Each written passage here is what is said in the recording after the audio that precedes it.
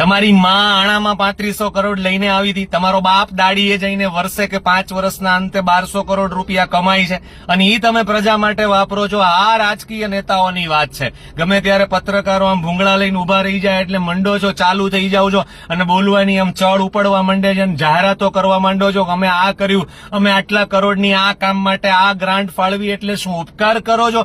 અને પ્રજાએ પાછી અજ્ઞાન અને અબુદ અને હરક પદુડી આમ સાંભળીને રાજી થઈ જાય. અરે બોલતા શીખો. પેલા નેતા ભલે તમે બની ગયા, તમે એમ બોલો કે જે પ્રજાની પરસેવાની કાળી મજૂરીની કમાણી ટેક્સ વેરા અને વિવિધ માધ્યમોથી અમારા પાસે આવી, તમે અમારા ઉપર વિશ્વાસ મૂક્યો અને ઈ પૈસાને અમે યોગ્ય જગ્યાએ ફાળવવામાં નિમિત્ત બનવાની અમને તક મળી. એ બદલ અમે તમારા આભારી છીએ. આમ બોલતા શીખો. ઉપકાર કરતા હોય માથે હાથ રાખીને આટલા કરોડ ને આટલા કરોડ, બધી જ ખબર છે કે તમે કેટલા કરોડ ક્યાંથી લાવ્યા, ક્યાં